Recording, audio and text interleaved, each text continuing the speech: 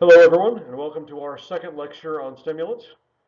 So last time we were talking mostly about cocaine. This time we will talk more about amphetamines and compounds related to amphetamines like ephedrine and methamphetamines. So last time we were talking about stimulants. We defined a stimulant as a drug or substance that increases the overall excitability of the nervous system. So it makes action potentials more likely, makes synaptic transmission easier. And so we'll be talking about amphetamines today.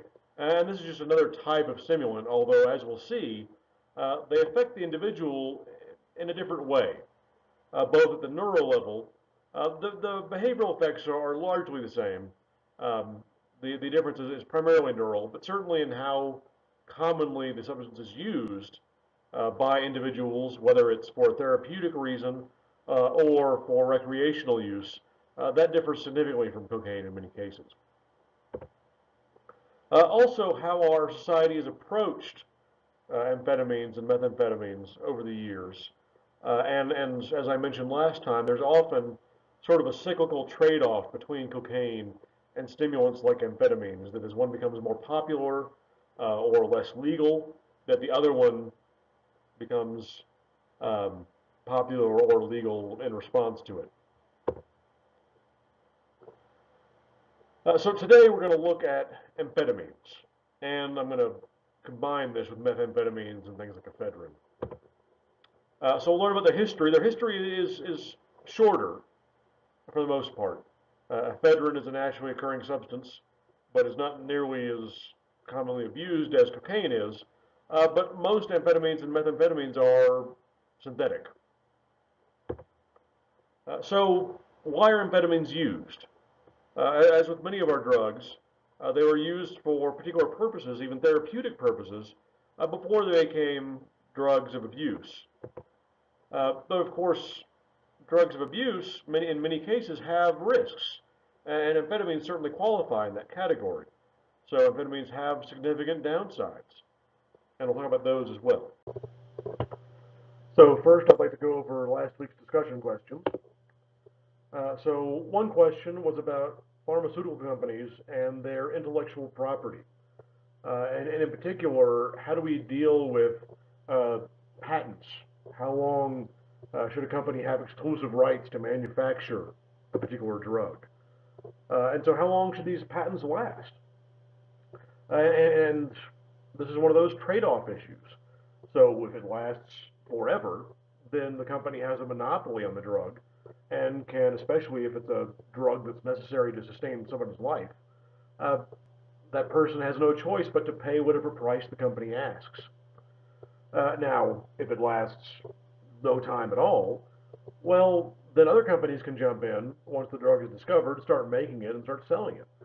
So it gives companies very little incentive to do research and to develop a drug if they never get to make much money off it. So we have to strike a balance between giving pharmaceutical companies an incentive to manufacture the drug and not letting them have an eternal monopoly on making that drug. So it's an issue of balancing costs, as many things are when we're talking about society and its relationship to drugs. So balancing costs for the company and for the consumer, for the drug user.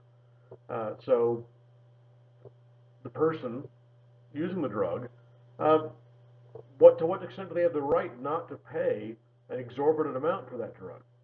Again, the company needs to make some money, otherwise they won't manufacture the drug, much less research it. At the same time, how much does that person have to pay? Now, in the case of a drug that is needed to sustain life, this economic issue becomes an ethical one. How much can someone, especially if someone does not make a lot of money, uh, they have to pay for this drug in order to stay alive? How much can a company ethically charge in order to make their money? But how much can they ethically charge when someone needs that drug to survive? And so again, we have to balance the interests of the company with the interests of the individual and the interests of society. Um, and that historically is a very tough issue to navigate, even even now. So we're well past the patent medicine era, where we're talking about people selling patent medicines that aren't necessarily effective or are possibly dangerous. Uh, but now we're talking about drugs that are legitimate, but nevertheless can command a high price if the company wants them to, and the person again has no choice but to pay it. So an economic issue when the price gets high becomes an ethical one. A person may not be able to afford the drugs that keep them alive. The second question was about drug screening, and in particular, drug screening for welfare recipients, and should the government screen welfare recipients for drugs in their system? And one thing that gets brought up a lot in this debate, and this is a big controversial issue, is the comparison to being employed. So if you have a job, then that employer gives you money, and in exchange, they may have a very reasonable interest in your behavior, in your abiding by the law, in your health. And so some employers will perform drug screenings. And people will say, well, if you're on welfare, you're getting money from the government. The government should have the ability to screen you for drugs to make sure you're abiding by the law. And there are ways in which that analogy works and ways in which it doesn't. But that is a common analogy that's brought up. And of course, the bigger issue here is the privacy issue. So to what extent is it acceptable to screen private individuals, private citizens, for drugs? And one important difference between employment and welfare is that more often than not, if you will have an employer that's screening you for drugs, you go to your place of employment. So you are now there on their property. And so that is not your private home. Whereas with welfare, where would you screen someone for drugs? If you schedule an appointment, then A, you know when the drug test is coming as the welfare recipient, and that probably isn't a very effective way of screening for drugs because the person can anticipate the test. But more importantly, the alternative is to go into someone's home by surprise and screen them for drugs. There's an important privacy issue there. As with the previous discussion, there are also issues of economics. What would it cost to screen everyone that's on welfare for drugs? Quite a bit, actually. And the evidence suggests that really there aren't that many people on welfare that are also using drugs. So you'd be spending a lot of money and inconveniencing, at the very least, a large number of people in order to figure out which small number of people are using drugs. So economically, does that make sense to spend a lot of money to find a handful of offenders? In terms of pure dollars, no, it doesn't. But there may be a bigger principle at play here. So again, we have costs, and then there are also ethical issues. So social costs. So welfare, by definition, is given to those of lower socioeconomic status. By screening everyone in that group for drugs, we are effectively saying that this group, by virtue of not making very much money, of not having enough to live on, that this group is also at risk for drug use. And this smacks of the moral model of drug use, that people that are drug users or that drug use is associated with certain circumstances, like being poor, for example, which again, evidence suggests is not a fair thing to assume. And so this is an ongoing debate whether being on welfare implies a quid pro quo of allowing someone to screen you for drugs, or whether that is an unfair association that, especially with economic burden considered, that it doesn't make sense to single out this particular group just because they happen to be on welfare and screen them all for drugs. The third question was about dietary supplements and the FDA, and whether dietary supplements should be subject to the same testing and regulation as other drugs. And of course, the question is, are these things different from drugs? If they have some effect on the body, and they're a substance, which dietary supplements are, they are a drug. So if they're doing something to the body, why would we treat them differently than drugs? why shouldn't the FDA process these substances? Um, and again, there are economic factors here as well when we're talking about the FDA. If these substances don't do anything, would we want to know that as well? And perhaps not allow these substances to go to market if they don't do anything. If they're being marketed as accomplishing some purpose, even if it's something vague like general well-being. Um, if they don't do that, then should they be allowed to be marketed? And again, there are economic factors. Trying to screen and test all the dietary supplements would be very costly, very time-consuming, perhaps even prohibitive. Uh, and so, do we want to increase the FDA's resources, increase their budget, put more tax money into the FDA to test these substances? Or do we want to perhaps not worry about them so much because odds are a lot of them don't do much, if anything at all. And if we do that, then the FDA can concentrate on those substances that are really important for treating disease or for improving life in some way. And so that's the issue. Do we want to expend the extra resources to test all of these things, or is our limited time and money better spent on something else? So again, good discussion. Uh, this was the first time you were in discussion groups. You'll keep these groups for a couple of weeks, and then I will rotate them and make an announcement about it. Okay, moving on to amphetamines. So amphetamines, for the most part, are not naturally occurring. They're synthesized. There is a plant called, in Chinese, ma huang, from the genus ephedra. And so that's the scientific classification of the plant. And of course, from ephedra, we get the active ingredient, which is ephedrine. Historically, in Chinese traditional medicine, this was used for respiratory disorders, so things like bronchitis and asthma. And we'll understand why that is later when we look at the effects. It is a sympathomimetic. What does that mean? It means it mimics, that's the mimetic part, it imitates endogenous stimulators of the sympathetic nervous system. So in this case, it's norepinephrine, which we talked about last time in our unit on cocaine. So norepinephrine stimulates the sympathetic nervous system, gets the body ready for action. So what does it do? It does things like increase heart rate. It also opens up the airways.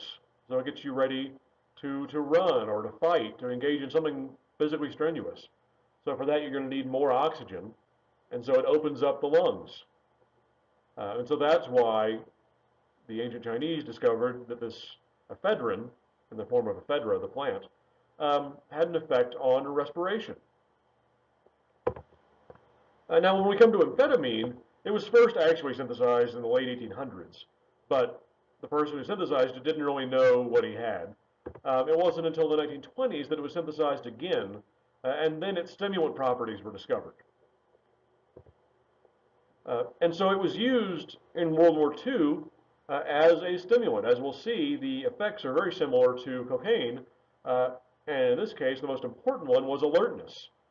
It increased the alertness of the individual, the soldier, and also decreased, prolonged the onset of fatigue.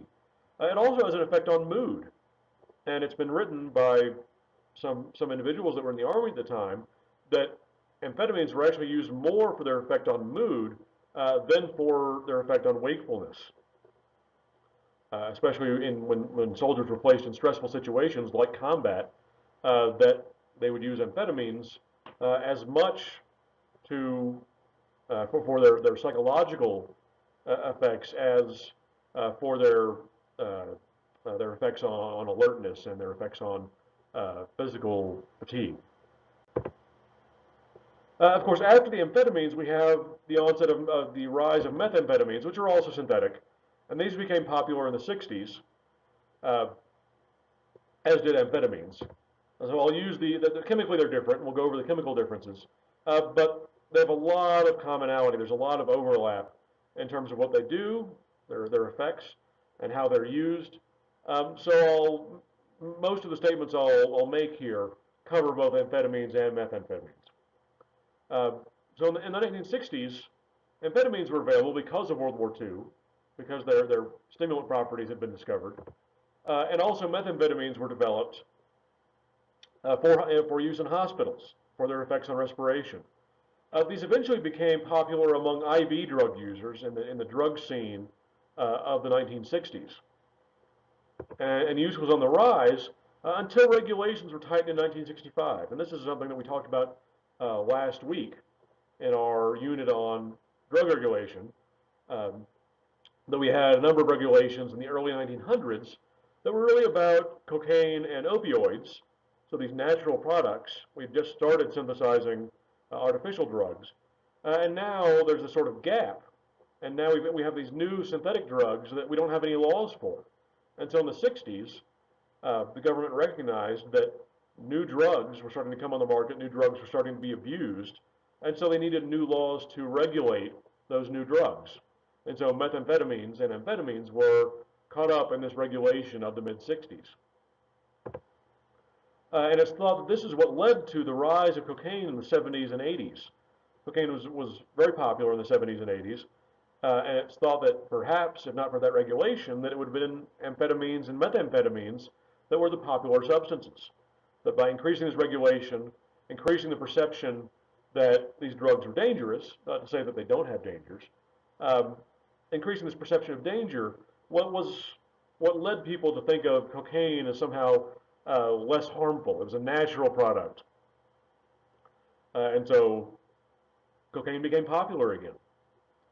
Now, of course, this idea of a natural product uh, is a common type of logical fallacy. Natural products aren't inherently safer than synthesized ones, and in fact, we can synthesize products that occur in nature, and they're exactly the same chemically. They have the exact same effects.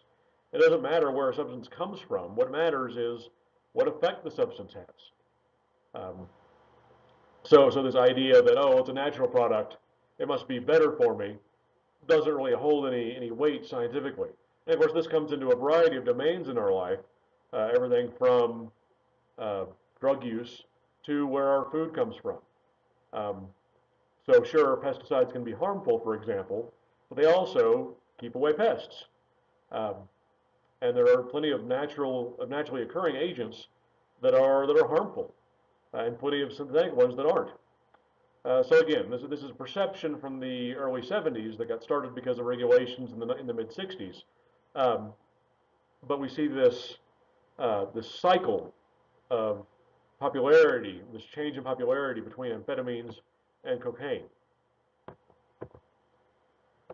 As many of us have noticed, amphetamines have become more popular, not more popular than cocaine, as we'll see, but amphetamines have come on the rise again since the decrease in popularity of cocaine in the 70s and 80s. So methamphetamine is easier to synthesize than amphetamine itself, which makes it easier to synthesize in private residences. So private individuals, not just companies, can make methamphetamines in what are often referred to as meth labs. The thing is that they're not easier to synthesize well. So methamphetamine also has a bunch of impurities in it because they're created using household chemicals by people who aren't professional chemists. Um, and they're also not easy to synthesize well in the sense of not easy to synthesize safely. They involve volatile chemicals, which is why you see headlines about meth labs catching on fire or exploding. There's a lot of different chemicals. There are a lot of different chemicals involved in manufacturing methamphetamine. And one of the most popular forms of methamphetamine is methamphetamine hydrochloride, which is shown here, and often referred to as crystal meth or ice. So let's compare the chemical structure of amphetamines to some of the endogenous neurotransmitters of the body. So we have norepinephrine, which is involved in a variety of functions, the sympathetic nervous system to be sure, also general alertness. And we also have dopamine, which is a neurotransmitter that we'll see come up over and over again, involved in reward processing, involved in motor function. And we see that chemically these are fairly similar compounds. In fact, if you look at the 6-carbon ring, they're identical for the entire left portion of the molecule. It's really only on the right portion that things change a little bit with the addition of an oxygen and a hydrogen. So these are very similar compounds in the body, and in fact they're derived from the same set of reactions within the body. So we have structural similarity both between the neurotransmitters and also between the neurotransmitters and some of these drugs. So we see here on the right amphetamine, which looks very similar. It has this 6-carbon ring. It also has carbons and a nitrogen on the right side of this diagram. So amphetamine has an extra carbon group on the end. And then methamphetamine is very similar to amphetamine. In fact, the only difference is the addition of a methyl group, that is a carbon with 3 hydrogens, where in amphetamine there's just a hydrogen atom. So a very simple but common substitution. That's why it's called methamphetamine, for that extra methyl group. But again, we see a similarity between the neurotransmitters and amphetamine and methamphetamine. This is also true for ephedrine. I'm not going to go through every chemical structure for all these compounds. But we can see the structural similarity in here. Cocaine doesn't look like other neurotransmitters really, so it's a little harder to understand why it has the effects that it does. It's a little more intuitive for the amphetamines. So how do amphetamines work? Last time we talked about cocaine and saw that cocaine was a reuptake inhibitor for multiple neurotransmitters. So that is, the cocaine keeps neurotransmitter from being vacuumed back up into the presynaptic neuron. So it really limits the time the neurotransmitter has in the synaptic cleft. Amphetamines have a similar effect to that of cocaine, but they act in a different way. Their mechanism of action is different. So what they do is they stimulate the release of more neurotransmitter. So it's not that they're preventing neurotransmitter from being taken back up, it's they're releasing more of it in the first place. Also, there are enzymes in the synaptic cleft that break down neurotransmitter. And another thing that amphetamines do is they inhibit that breakdown. So again, a different way of working than cocaine, but the point is that in both cases, you end up with more neurotransmitter out in the synaptic cleft for longer. So you can get more stimulation of that postsynaptic neuron, and that's what makes it a stimulant. Okay. Again, here I'm using amphetamines and methamphetamines in sort of one big group. So what do? Well, in the short term, they increase alertness and energy level just like cocaine does.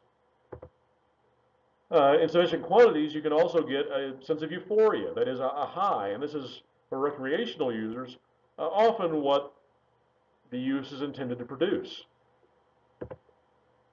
In sufficient quantities, you can also get paranoia even in the short term, just like you can with cocaine, although paranoia in both cases is more common for long-term use. You can get it in short-term use. For chronic effects, you have, again, very similar effects to those of cocaine. You have potential dependence, which took us a long time to figure out because there aren't obvious withdrawal symptoms. But you do have the development of tolerance, so the individual has to take more of the drug or take it more often in order to get the same effect. Again, you have the possibility of stimulant psychosis, and this is thought to be moderated by the dopamine system. So you have an increase in dopamine levels, and you have the possibility of the appearance of psychotic symptoms, so a dissociation from reality. And this often goes hand in hand with paranoia. One question that was sparked by the development of amphetamines is, do they cognitively enhance an individual? So if they make you more alert and they help increase someone's attention, they can focus better. So does this make people smarter? And the answer is not really. It increases attention, and it does make people quicker at accomplishing simple tasks. But it doesn't increase their reasoning skills, doesn't increase their access to information through memory. So complex tasks, so this diagram here shows us the difference between the effects of dosages of methamphetamine on simple tasks versus complex ones. So higher and higher doses of methamphetamine make you quicker at simple tasks, but they also make you less accurate at complex ones. So are these cognitive enhancers? Not really. But this will lead into one of our discussion questions for this week.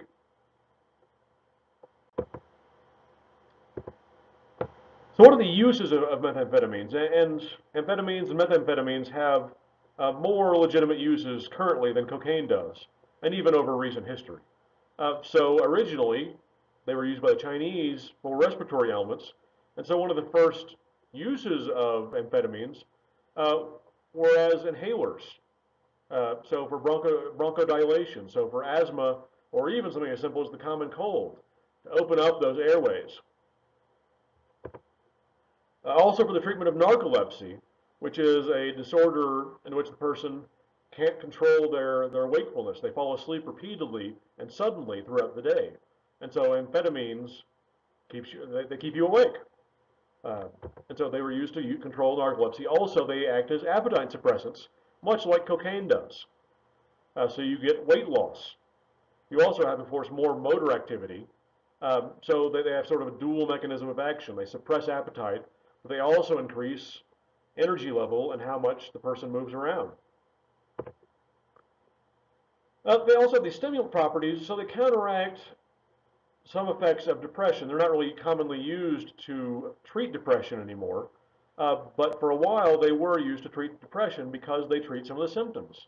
Uh, Individuals with depression often have low energy levels. They often sleep more than the average individual does. So amphetamines increase wakefulness, increase alertness, increase locomotor activity and energy level. But to a certain degree, they're treating sort of the downstream behavioral symptoms and not what we think of as the more important symptoms of depression, which are the psychological ones. Most commonly now, and most controversially, they're used to treat attention deficit disorders. So ADD and ADHD, which is the hyperactive version of the disorder. And here, it's a little mysterious currently why a stimulant is effective at promoting attention and focus and helping with hyperactivity. Seems like a stimulant ought to make those problems worse, ought to make the person more distractible. So we don't really know how this works exactly, but it does. Um, and the question, of course, is there are questions about how many diagnoses are currently made for ADD and ADHD, whether these are actual psychological disorders, or whether these are just individuals that are somewhere on a spectrum in terms of their use of attention. And to what degree should we medicate these individuals? They seem to help with scholastic performance. They're also, for that same reason, possible drugs of abuse, or misuse at least, for individuals that are otherwise healthy. They've been used historically as sort of aids in studying. People will take amphetamines to study. Again, not in the sense of cognitive enhancement relative to a normal level of performance, but they promote wakefulness. You can study for longer. You have more energy level. They don't actually make you smarter, but they can help with wakefulness and alertness. Okay, so how are amphetamines used, and what are the current laws regarding amphetamines? So as with cocaine, there are multiple routes of administration. They can be snorted, insufflated. They can be smoked and inhaled, especially with crystal meth. They can be used intravenously. Uh, and all these, of course, don't affect what the drug looks like in terms of its structure, but they do affect the time course. Amphetamines are also commonly ingested, of course, orally, and that has the slowest time course of effect, whereas smoking or using it intravenously has a very quick onset of effect. Now, the public perception, of course, for a long time, methamphetamines especially weren't really on the public's radar. It's only in fairly recent times, the last 20 years, the public's been aware of methamphetamine use as a drug use problem. Um, and there are a variety of campaigns designed to discourage amphetamine, and particularly methamphetamine use. For example, ads that show before and after pictures, and ads that talk about meth mouth, which is um, the loss of oral hygiene. So you have tooth loss and gum disease.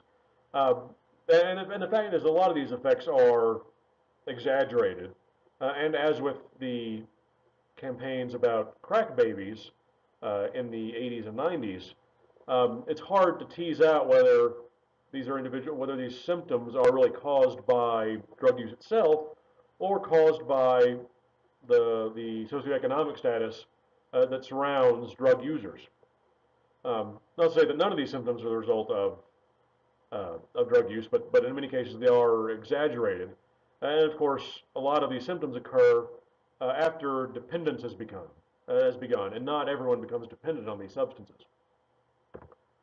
One other thing is that uh, if you ask the average person, they're probably far more aware of anti-methamphetamine campaigns than cocaine campaigns. Uh, and the fact is that cocaine is still far more popular than amphetamines or methamphetamines go as far as drugs of abuse. And that may surprise many of you, given, again, the uh, amount of campaigning we see about methamphetamine use.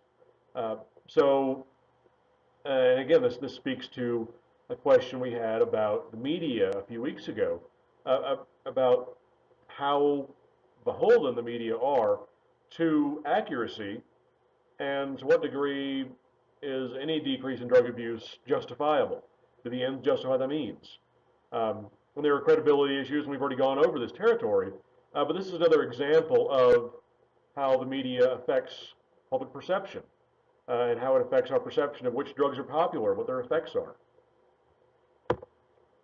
Though amphetamines and methamphetamines, like cocaine, are regulated as Schedule II substances. So they have some medical applications, as we just talked about. Amphetamines tend to have more medical applications. Methamphetamines aren't used nearly as much medically as amphetamines are, but they're both Schedule II because they do have a relatively high potential for abuse. One interesting thing, though, is that the actual precursors of methamphetamines are regulated as well. So if you've found in the recent years that you don't have access to certain things like cough suppressants or cold medications, it's usually because they contain the ingredient pseudoephedrine, which is one of the easiest chemicals to turn into methamphetamine. So you can still get them over the counter, that is without a prescription, but you have to often provide ID, and there are limits on how much you can get at once.